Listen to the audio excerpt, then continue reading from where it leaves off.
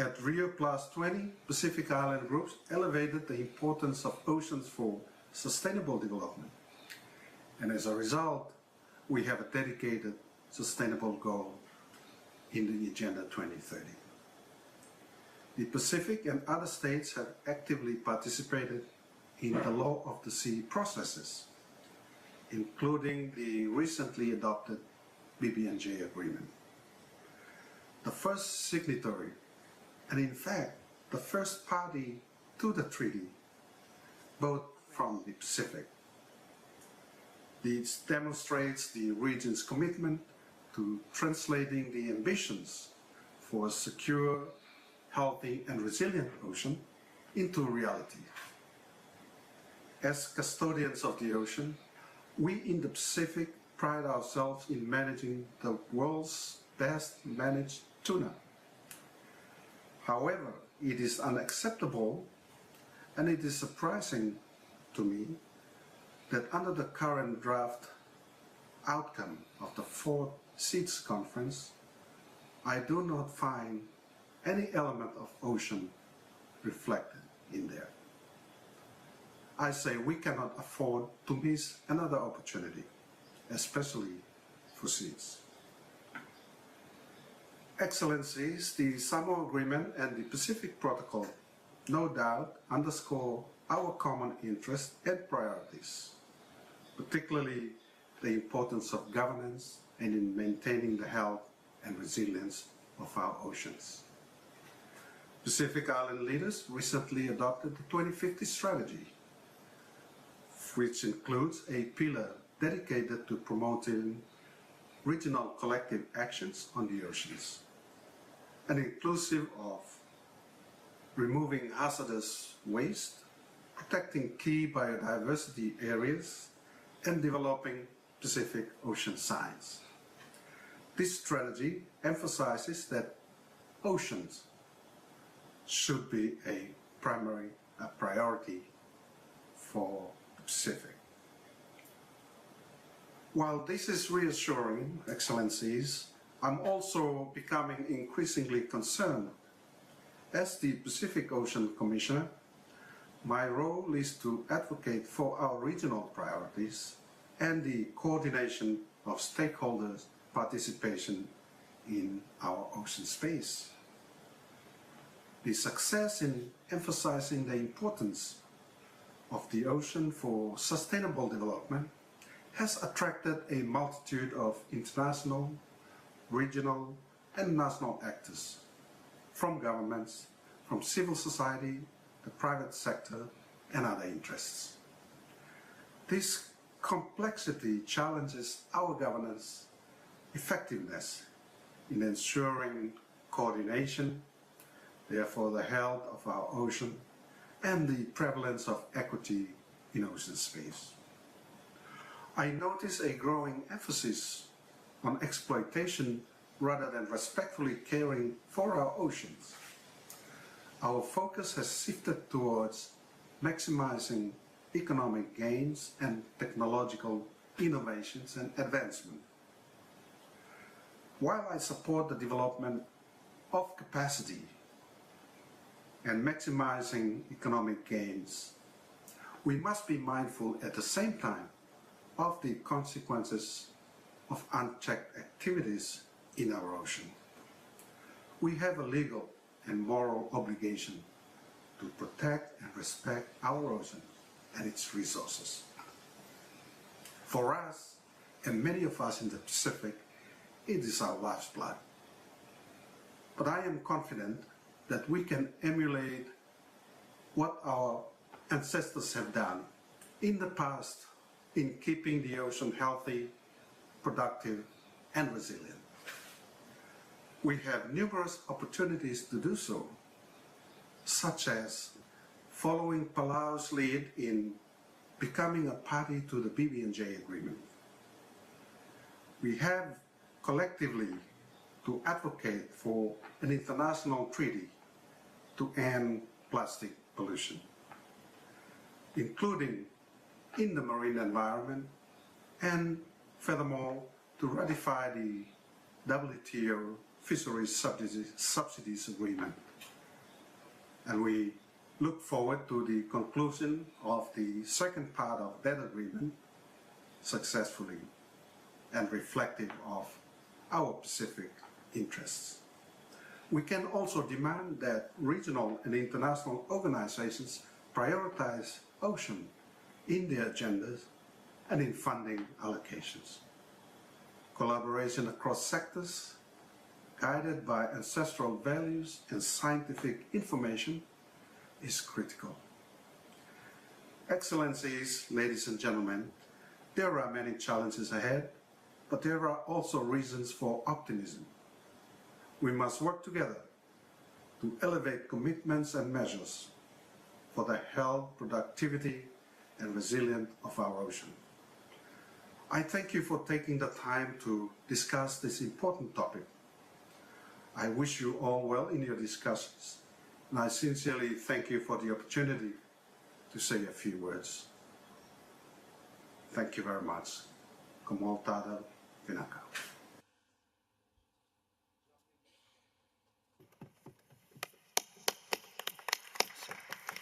Thank you, Mr. Philemon Manoni, for your presentation. Distinguished members, I now open the floor for debate.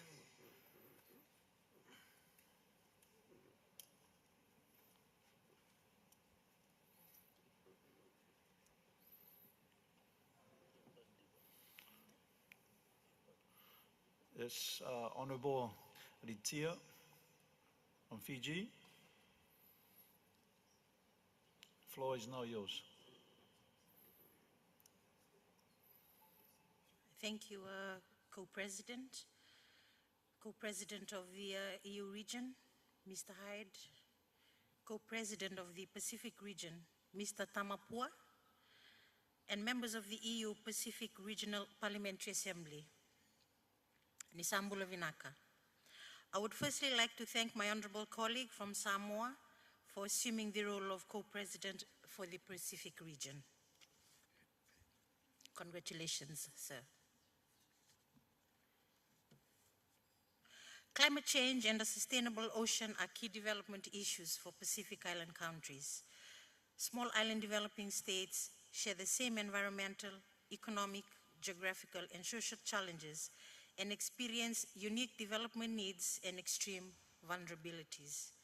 As small islands, our exposure to natural disasters has always been high, and climate change has intensified the risks and frequency of these disasters. The Pacific is made up of small islands, some of which are barely above sea level and are homes to communities that rely on sea for their survival. The economy of most of our communities are marine-based. However, many islands are already suffering from the effects of sea level rise, and some face the real possibility of disappearing altogether from the map. The blue economy is an economic framework that has become a survival strategy for many of our communities. It is important to understand that economic growth and development in the small island states depend highly on fisheries, agriculture, and tourism. This industry will only grow if the natural island or ocean environments they depend on are healthy and sustainable. The effect of climate change and other disasters like COVID-19 pandemic on our marine-based economies and the consequential economic impact have become the focus of attention for small island states in their desire to progress or achieve sustainable development. According to the policy responses to coronavirus, SEEDS were amongst the most vulnerable countries to the impacts of coronavirus or COVID-19 crisis, which is disrupting key economic sectors that SEEDS undiversified and already fragile economies strongly rely upon. Apart from the ongoing impact of climate change, Pacific Island countries like Fiji were devastated by COVID-19 pandemic, as our economies were heavily dependent on sectors, on the tourism and the fishery sectors. In 2020, SEEDS experienced an estimated 7.1% GDP contraction compared to 4.4% in other developing countries. The pandemic induced lockdowns and travel restrictions severely impacted their economies. Before the COVID-19 pandemic hit Fiji, The tourism sector contributed to 38.9% of the country's total GDP. The fishery industry was also a major source of export revenue for the country. It's not surprising that Pacific Islands are embracing the concept of a blue economy. We support any actions that strive to balance economic growth with conservation efforts on our seas and our marine environments. Our livelihoods and our development depend on stable climates and sustainable marine resources. For Fiji, the concept of a blue economy is favored as a pathway to sustainable development and involve inclusive ownership by the state and non-state actors. Fiji and other Pacific Island states are adamant that they can address the challenges and threats of climate change, pandemics, etc., through supporting the developing a sustainable blue economy. This approach leverages the economic geography and explores opportunities for growth. However, to be viable, this approach will need to be supported by development partners like the United Nations Development Programme or the European Union. Fiji has developed a national ocean policy that guides the establishment of a blue economy by 2030. Fiji has embarked on a Blue Economy Hubs initiative in which it actively participates, identifies ocean-based and sustainable pathways for economic recovery. This involves building a robust economy that balances environmental and economic prosperity. The Blue Accelerator Grant Scheme, or BEGS, funded by the United Nations Development Programme, facilitates Fiji's blue economy transformation. It collaborates with the Fiji's Development Ndrua Incubator, which pilots climate and disaster risk solutions. The scheme supports civil society, private businesses, cooperatives, and NGOs who have developed promising blue economy projects. There is recognition that sustainable development in Fiji lies in harnessing the power of its ocean sustainability, ensuring economic growth while preserving its natural resources. The Pacific EU Regional Assembly has a role in promoting dialogue on the blue economy between Pacific states and the European Union, and it fosters interparliamentary engagements to further exchanges on best practice, knowledge and information that will help parliaments in their legislative oversight and representative role. The Assembly can be a space where parliamentarians from developing island countries further their knowledge and experience on tackling sustainable economic issues in their own countries when interacting with their colleagues from more developed countries. I thank you for the opportunity.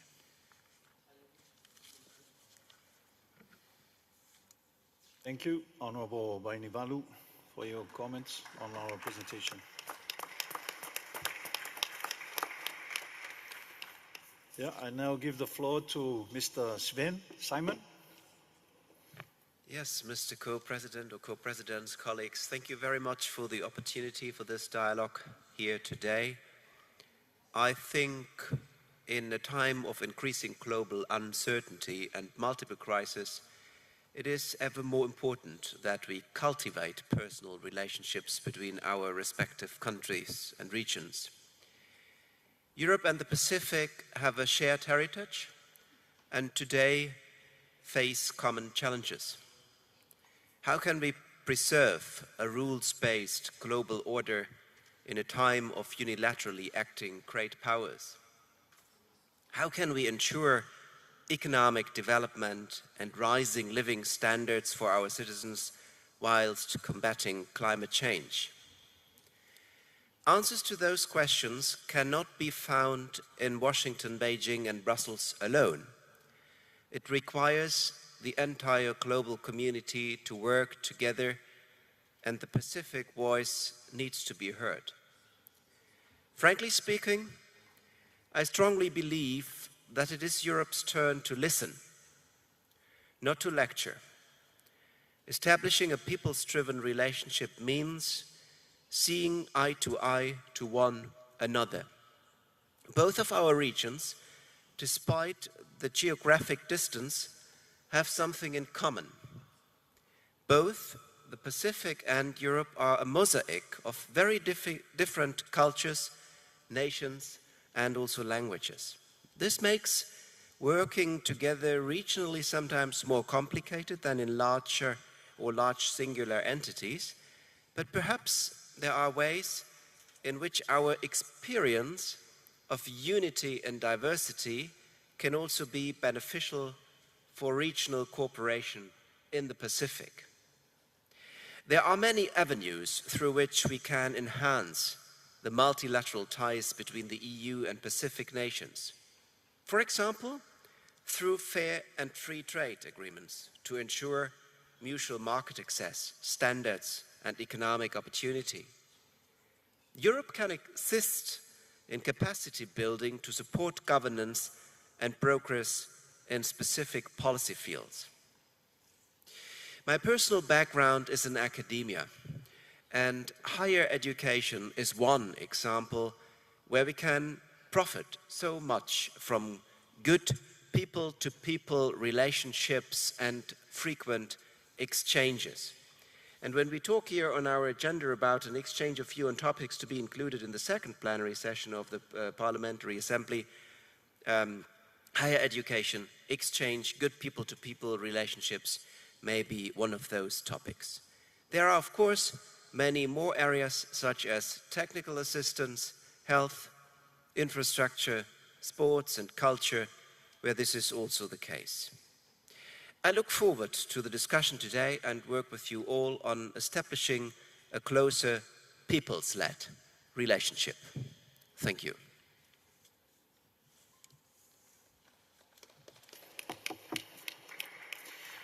Thank you, Mr. Simon. I now give the floor to Mr. Carsten Luck. Thank you, Mr. Co-Chair.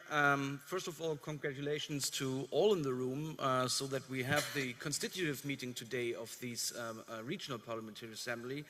And I hope that leads really to fruitful partnership and friendship and close collaboration. I mean, it feels like something new, even though we meet in recent years more or less with the same persons, but having now not only the Cotonou, but the post-Cotonou Samoa agreement, I think it is kind of a cut where we really can try to establish new partnerships, and we use that moment to strengthen our collaboration. And for me, so looking back and trying to learn the lessons we did in the past is one thing, but on the other thing, it's not staying in the back and in the past and really try to look to the future. So I expect this chamber really to be in this regional assembly, really to be a chamber, a place where we really listen to each other. My colleague just said, and it's very often quoted that we have this eye-level partnership, and I hear it very, very often in these debates. But I think when we are really frank and honest to ourselves, we really need to implement these eye-level partnerships. So it's one thing to talk about it, but the other thing is really to implement it. And I think this could be a great opportunity to have that cut right now and have a new agreement and establish the infrastructure in our political work to really go on and have these partnership on eye level. This is something I really would appreciate. And as both the speakers who just spoke before me, they pointed out already very much the challenges that unites us, where we have joint questions, or we need to establish joint answers also. And especially after February 2022, the world is shifting from my point of view, and we need to talk about new partnerships and strengthen our partnerships on a global scale. And to be very honest, if you go to my constituency, my region, and asked about Pacific Islands, people, I don't know where they are, they don't know what it is about. Maybe the first thing they think about is about holidays, maybe in a really remote and nice place. Fiji they know, most probably, yeah.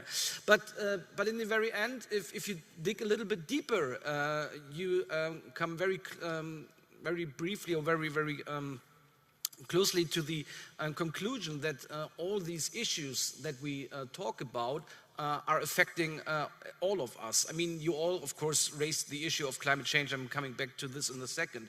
But still, also a free and open Pacific, trade routes, all the security that is connected to this region is affecting Europe and vice versa, of course, the Pacific Islands. And I think we need to talk much more about it. Also, the economic stability and prosperity in connection to the green transformation. This is something that is really bothering all of our societies. And also, when we talk about collaboration between the European Union, now talking from my perspective, towards another region in the world, no matter what this is, I think people-to-people contact is something that is strongly needed. It's one thing to sit here as parliamentarians and as a so-called political elite, in inverted commas, to have good connections, but on the other hand, I think it's very important also that we don't forget about people-to-people contact to really strengthen our partnership and our friendship. I know it's quite hard because no matter from what perspective you look, we are kind of the other side of the planet, so there's a long distance between our regions, but nevertheless, I think this is something we really should focus on. And of course, climate change, the Blue Pacific is one thing that is very, very important for your region, but also when we talk about climate change and the green transformation, health and resilient societies, this is something that is bothering us all. We just finished our mandate in the European Union, having worked very intensively on the so-called Green Deal, and a lot of things are on the road right now, but of course the homework is not done, and most probably I would say 100% we will proceed even after the European election in June with this thing. So in the end, I think the challenges are on the table, on the agenda, and now it's up to us to really come closely together, listen to each other and work closely together. And I even would like to wish, and I'm just thinking loud now, that it's not only an opportunity to meet once a year in physical attendance, but also that we kind of establish maybe communication channels where we can in between have a closer relationship, because once a year it's very nice, but you know what happens when you meet once a year. So having meetings, I don't know, somehow collaboration in what way whatsoever in between might be very useful for our intensified friendship and collaboration. And I think if we take on this mood, we will have a good working on. So thank you very much for this.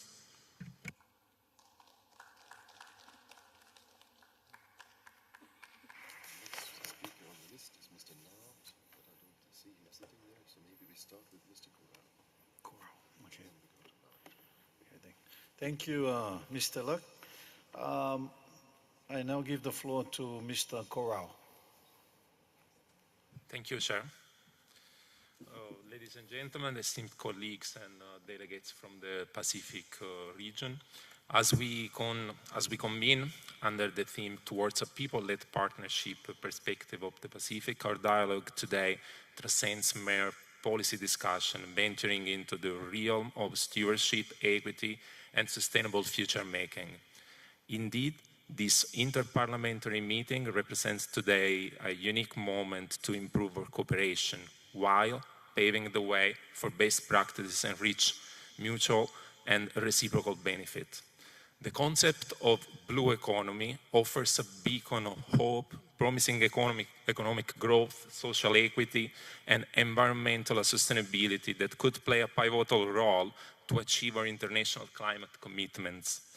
However, I want to stress some points of concerns. The blue economies are based on the need to attract private investors without taking into account livelihoods of coastal and indigenous community, minorities and women, the protection of small-scale production, the risk of violation of international labor standards, marine and biodiversity conservation, ocean grazing, and so on. Indeed, as we navigate these waters, we must be vigilant against the undercurrents of exploitation and inequity, particularly the mentioned phenomenon of ocean grazing. This exploitative practice not only disenfranchises local communities and small-scale fishers, but also poses a significant threat to marine biodiversity and ecological balance. In addition, rising sea levels Increased storm intensity and the erosion of biodiversity are unfortunately not distant threats but immediate realities. The European Union, as a global leader, should advocate for and implement policies that bolster the Pacific's resilience, ensuring accessible, responsive funding for adaptation, mitigation, and the redress for loss and damages. Protecting the oceans while ensuring equity in the blue economy must sharpen on sustainable practices that honor the intricate relationship that communities of the Pacific have with the sea.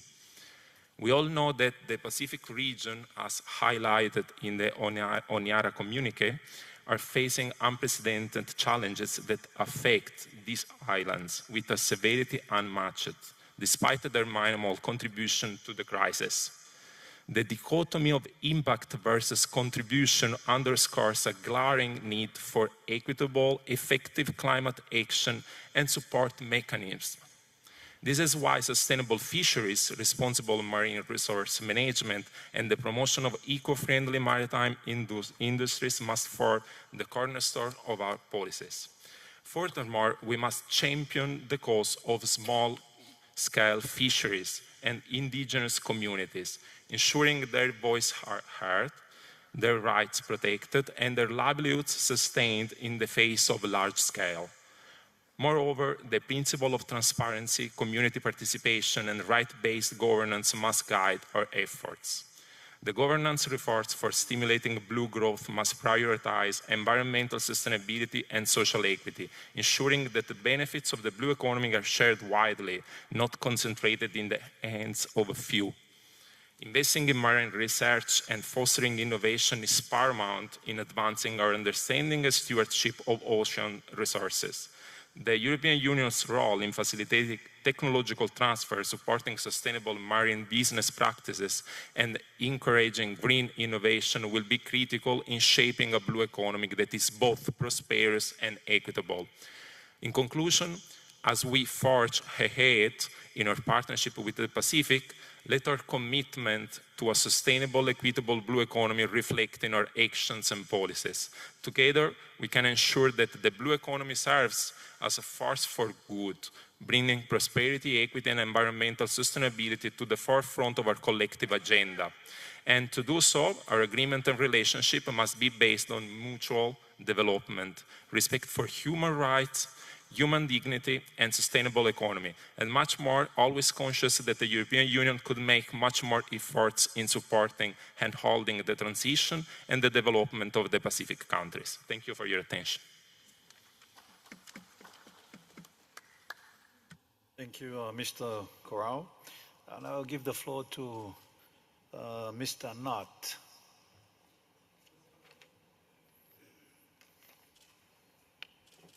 Well, muchas gracias, señor presidente. La cuestión de la economía azul y la cuestión de protección de la economía azul basada en el área del Pacífico no es un tema que concerna, que tenga interés y necesidad para los países del Pacífico, sino para toda la humanidad, porque el mar es un regulador de nuestro propio clima. El Pacífico está sufriendo los embates de un cambio climático que afecta decisivamente a dos corrientes, que es la corriente del Niño y la corriente de la Niña. Cuando yo he visitado desde hace ya bastantes años el área del Pacífico, lo que he percibido es un sentido de desesperanza, de falta de cualquier futuro en algunos países del Pacífico, fundamentalmente en los países de tipo coralino. Estoy hablando de Kiribati, estoy hablando de Tuvalu, estoy hablando de Islas Marshall, estoy hablando también de aquellas islas como Vanuatu, Salomón o incluso Ponape en el Estado Federado de Micronesia, que tienen la capacidad de sobrevivir porque son zonas volcánicas y por lo tanto con una cierta altura. Pero la tragedia es que desaparecen las comunidades de la costa porque esa costa cerca del mar va siendo comida, devorada por el océano. Y después hay otra cuestión que afecta directamente también a los propios estados. Cuando yo visité quizás el país más extenso en su área marítima, que es Kiribati, me encontré que en la principal atolón, que es el atolón de Tarawa, el arrecife estaba absolutamente muerto. Yo, cuando voy a estos lugares, trato de conocer cómo están los arrecifes, simplemente porque los voy a visitar, no desde arriba, sino desde abajo, en scuba diving, en scuba. Jamás había encontrado un arrecife tan absolutamente muerto como el que está cerca del puerto de Kiribati, de Tarawa. Y eso lo que significa es que el arrecife es el rompedor de olas, el que evita que las fuertes olas que se producen en el Océano Pacífico, que tiene un nombre mentiroso porque no es pacífico en absoluto, vayan llegando a la costa y la devoren. La primera vez que yo visité Kiribati fue en 1979. En ese momento era un atolón coralino sin dificultades. La última vez fue hace 3 años, donde estuve con su presidente, Ana Tetong, y me encontré que estaban protegiendo con sacos de arena porque el mar llegaba, y el mar llegaba porque el atolón estaba muerto. En este sentido es importante determinar la responsabilidad que tienen los países del Pacífico para asumir su propia responsabilidad, porque si el arrecife es muerto es porque lo han matado, y lo han matado los propios responsables políticos de ese lugar, que después recorren el mundo dando lecciones de ecologismo cuando no tienen en este caso absolutamente ninguna. Hay retos gravísimos como es la protección del océano, y la protección del océano no es una cuestión de ecologistas en consentimiento, sino de necesidad de toda la humanidad. La pesca ilegal está destruyendo como yo no había visto la destrucción de las masas de peces que primeramente empecé a conocer en 1979 y que únicamente las he vuelto a recuperar en un viaje que hice recientemente a Salomón, donde me encontré el mar que yo había visto, el océano, en 1979. El océano está siendo destruido por la pesca ilegal con el acuerdo tácito de los países que adquieren el pescado sin preguntar de dónde viene, o incluso con la hipocresía de barcos que reciben la pesca de barcos menores, de los barcos pesqueros más pequeños, taiwaneses, filipinos, malayos, indonesios, chinos, coreanos, que con la complacencia de sus respectivos gobiernos pescan para entregarlo después a un barco que es el que llega al puerto. Y ese pescado significa la muerte del mar. Tenemos un problema tremendo también con el tema de la piratería. Yo, cuando era corresponsal de guerra, entré en las zonas de Filipinas, en Mindanao, Tawi-Tawi y Joló, desde el puerto de Sandokan, en el Emirato de Sabah, de Malasia. Bueno, el mar de Sulu, el mar de las Célebes, el estrecho de Malaca, está siendo objeto de una piratería continuada. Y respecto a esa piratería, los piratas no se atacan en el mar, se atacan en tierra, como ocurre también en Somalia. Uno se pregunta dónde está la acción sobre estos piratas cuando llegan a tierra y donde viven y donde habitan, que son perfectamente conocidas las islas desde las que salen. En el caso de Filipinas, con una dificultad por la presencia de un grupo yihadista, que es el Frente Islámico de Liberación Nacional, y eso crea una dificultad evidente. Pero es que la pesca, y hablo ahora de España, que aparentemente es muy remoto, pero está muy cerca, significa la capacidad de operar libremente en el mar y acceder a la costa. Y esto es un dato fundamental. Acceder a la costa significa también acceder con tráficos ilícitos, y la droga es el principal y fundamental de ellos, junto con otro, que es el tráfico de personas. Esto es un tema que, lógicamente, la única solución no son conferencias internacionales, sino una acción decidida de las fuerzas de orden de la región, con el apoyo, si es necesario, de países que también están en la región, como pueda ser Francia y, desde luego, importantísimamente Australia. Tenemos el reto de la minería en profundidad, tenemos el reto del problema fundamental en cuanto a la pesca ilegal. Por ponerles un ejemplo, 3,5 millones de kilómetros cuadrados es el territorio de control de la República de Kiribati. Tienen un solo barco, uno solo, para protección, uno solo. Y la protección ya ha pasado de precisamente un barco, pero es necesario que esté allí, a la detección a través de satélite, porque cada barco tiene que tener una señal, y si hay un barco sin señal, es un barco que debe ser detenido. Concluyo porque no quiero ser más extenso. Pero yo les voy a decir con toda sinceridad, tenemos un exceso de conferencias y un exceso de resoluciones y una deficiencia importante en las acciones. Yo concluyo, menos resoluciones y más acciones, porque todos sabemos lo que pasa, dónde está el problema y cómo hay que solucionarlo.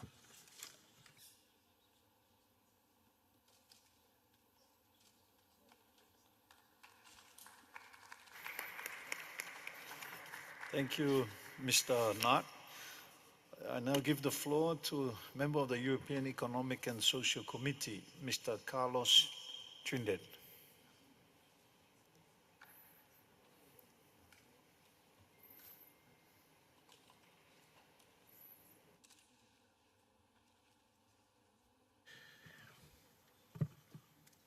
Good morning, Mr.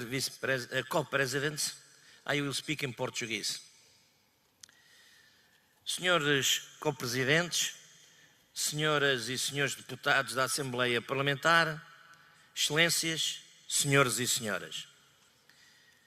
Antes de mais, em nome do Comitê Económico e Social Europeu, gostaria de expressar a minha gratidão pela oportunidade de intervir hoje nesta Assembleia recém-formada.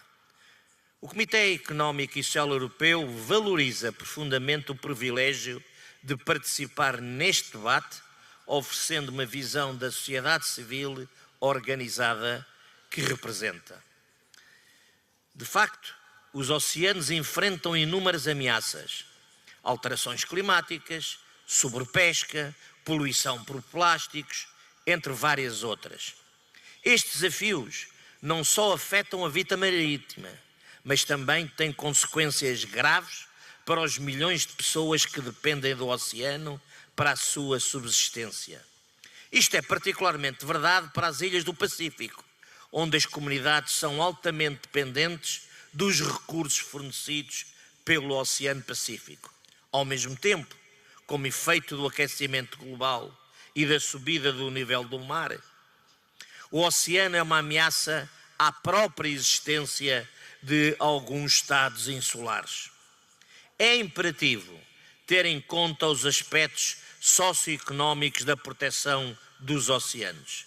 A proteção dos oceanos não deve ser feita à custa das economias locais, devendo antes promover o desenvolvimento sustentado.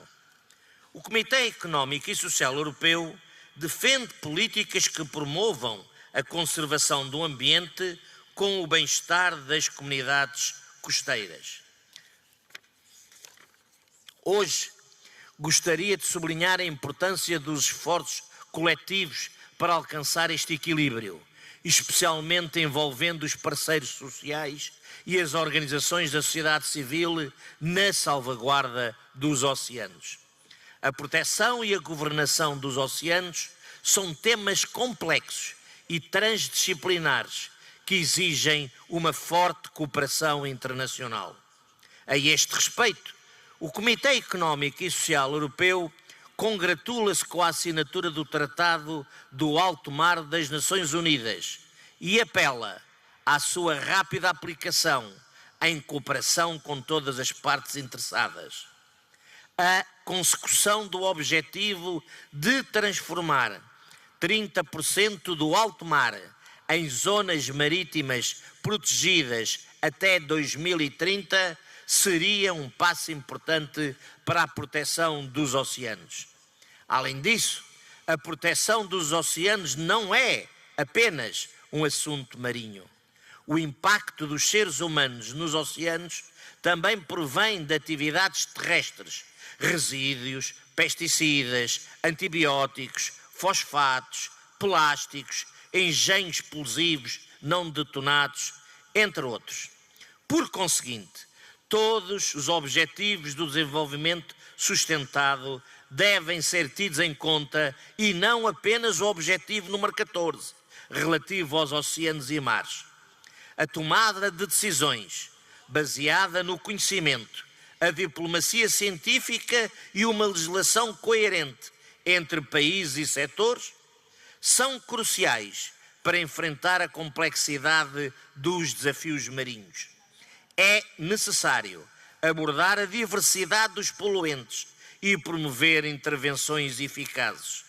Uma boa qualidade ambiental e ecossistemas saudáveis são vitais para garantir condições e recursos adequados para a economia azul.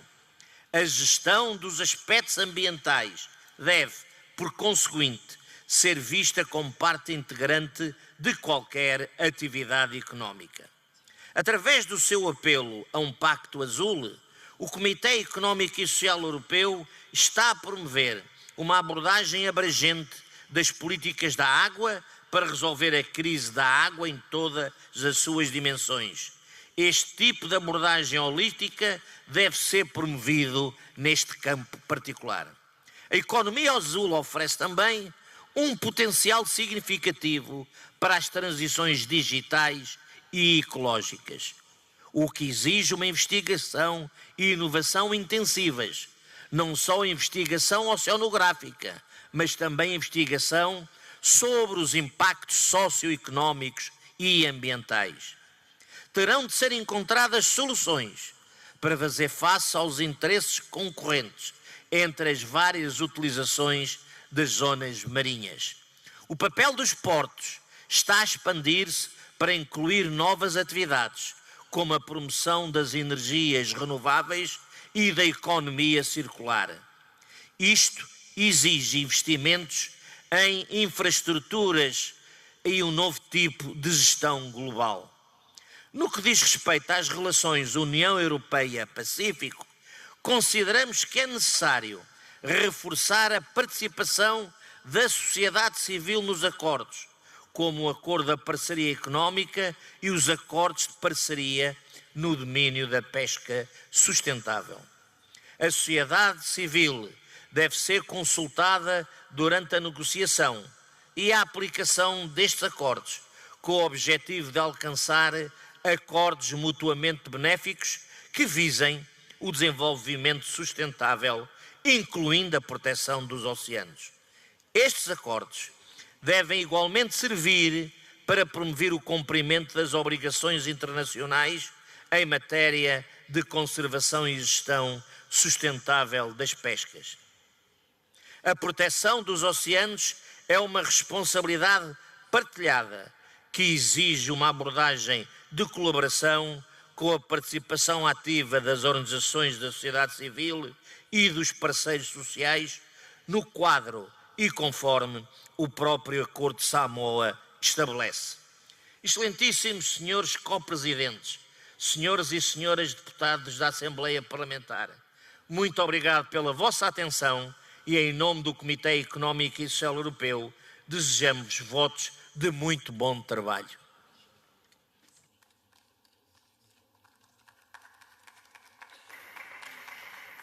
Thank you, Mr. Trindade. I now give the floor to Domenico Rosa from the European Commission. Thank you very much, Mr. President. So thank you very much for inviting us to this meeting, and I would like to congratulate, first of all, for this very first meeting of the Joint Parliamentary Assembly of the Pacific Protocol. I would like just to stress few elements. First of all, the Joint Parliamentary Assembly in regional format. I think that is a very good novelty of the new agreement, and this has to be seen in particular with reference to the Council of Ministers of the Pacific Protocol. This is the way I think the Joint Parliamentary Assembly in its regional configuration can support the governance of the regional protocols.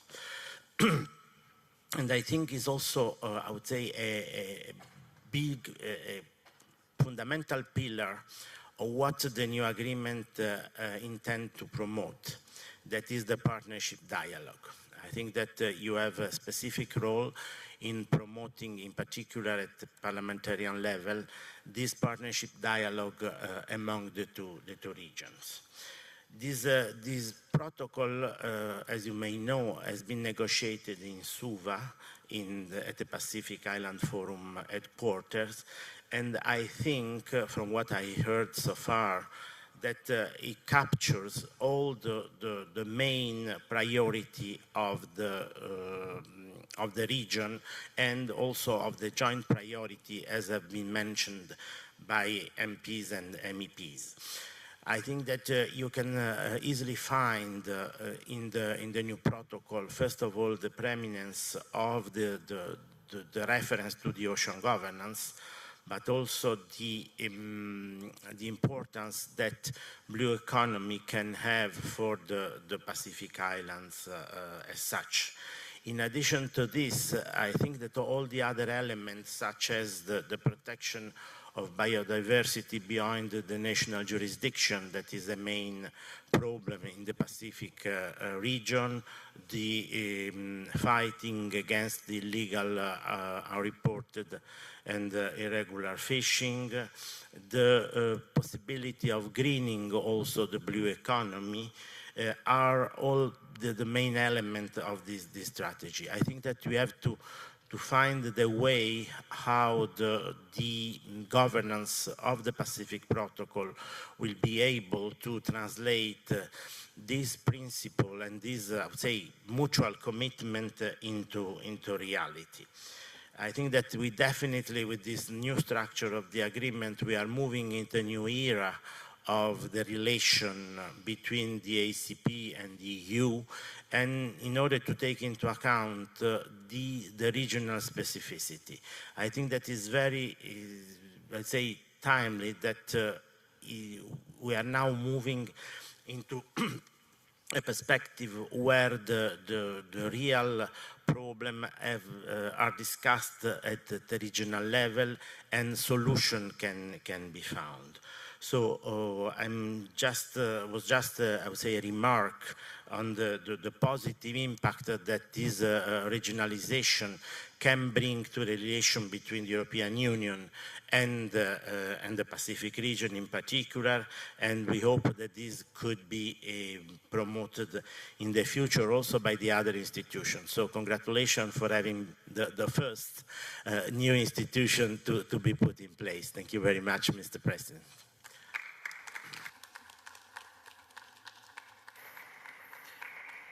Thank you, Mr. Rosa, for your comments. I now open the floor to Mr. Michael Gala. Yes, thank you very much. I will speak in German, so that the German booth can have a coffee. Liebe Kolleginnen und Kollegen, ich freue mich, dass wir hier zu den konstituierenden Sitzungen der regionalen Versammlungen uns in Luanda zusammenfinden. Endlich ist das Samoa-Abkommen in Kraft mit einigen Jahren Verspätung, und ich hoffe, dass die Zusammenarbeit, die wir aus den früheren Abkommen kennen, sich verbessert und intensiviert. Denn ich halte das für außerordentlich erforderlich. Wir haben eine wirklich dramatisch sich verändernde Weltlage. Wir haben den brutalsten Krieg in Europa seit Ende des Zweiten Weltkrieges. Wir haben in Ostasien, im pazifischen Raum, steigende Spannungen, und wir hoffen, dass über die Taiwan Strait die Beziehungen im Status quo verbleiben und eben nicht einseitig von China mit Gewalt Taiwan angegriffen wird, was einen wahnsinnigen Effekt hätte auf die Weltwirtschaft insgesamt und natürlich auf diese pazifische Region insbesondere. Wir kommen als Europäische Union in die pazifische Region nicht neu, wir sind schon da, aber wir machen ein neues Angebot im Rahmen dieses Samoa-Abkommens. Und ich denke, gerade weil eben auch andere vor Ort sind, sollten wir uns als Europäer ein Stück bescheiden geben und das, was wir anzubieten haben, gut vertreten. Wir haben seit langem im pazifischen Raum die Australier, die Neuseeländer, die Japaner und die Amerikaner, um die demokratischen Länder, die größeren Geberländer da aufzuzählen. Und wir haben seit einigen Jahren China, was präsenter ist. Und da ist es an Ihnen, Ihre Erfahrungen mit diesem Land zu machen. Einige haben das ja bereits getan und Sie können daraus Ihre Konsequenzen in der einen oder in der anderen Richtung ziehen. Ich hoffe, alles das, was von den verschiedenen Partnern kommt, nützt Ihren Ländern insgesamt, insbesondere Ihren Menschen. Und von daher bin ich zuversichtlich, dass wir als Europäer mit den Angeboten, die wir machen, auch einen guten Stand haben werden. Und wenn Sie das Gefühl haben, von einem anderen Partner vielleicht etwas zu sehr unter Druck gesetzt zu werden, meine politische Haltung ist, wir sollten als Europäer keinen Druck ausüben. In der Position sind wir gar nicht, sondern wir sollten wirklich Angebote der Zusammenarbeit in den bereits von den Kollegen genannten Bereichen machen. Da glaube ich, sind wir gute Partner. Und ich freue mich insofern auf eine Intensivierung der Zusammenarbeit, auch mit dem pazifischen Raum und hoffe, dass dieses Angebot von möglichst vielen unserer pazifischen Partnern auch angenommen wird. Alles Gute für diese Partnerschaft. Vielen Dank.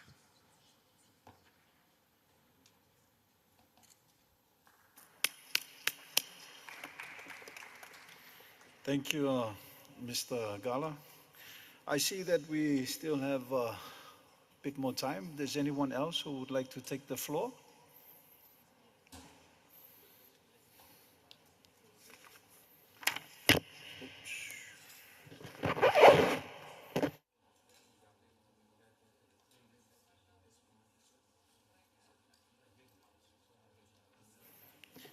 Well, I would like to thank all of you who took the floor and on our topic today.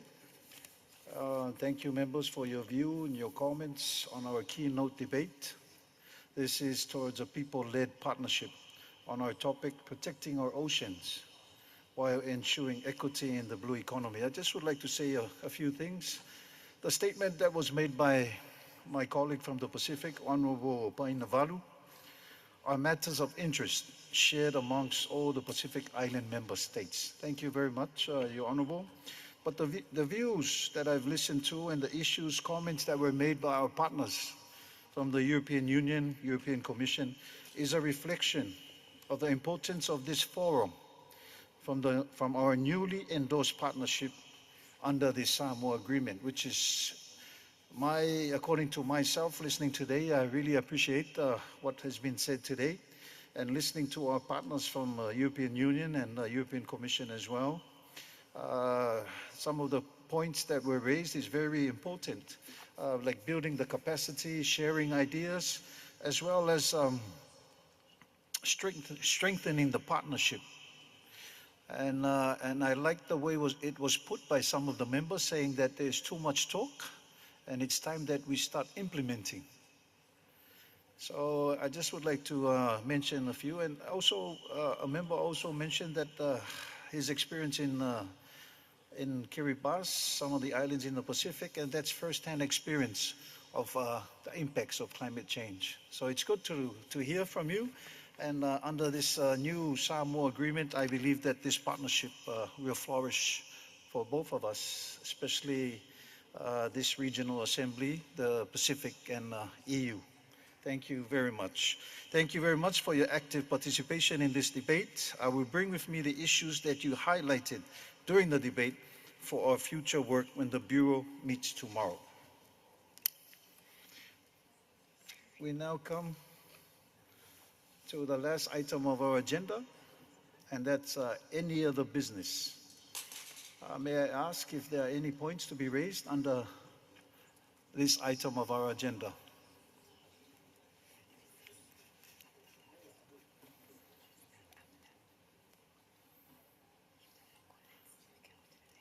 Okay, I see.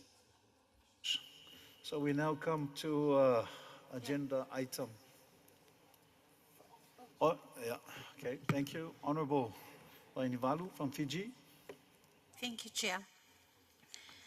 If I can just raise here, and if it can also be put on record, that for future regional meetings, if the dates if it can be ensured that the dates do not clash with IPU meetings, Fiji had that experience last year, the regional meeting that was supposed to be held at the Solomons. Fiji was not represented, mainly because I was part of the delegation for IPU, and the dates for the regional meeting had clashed with the IPU meeting.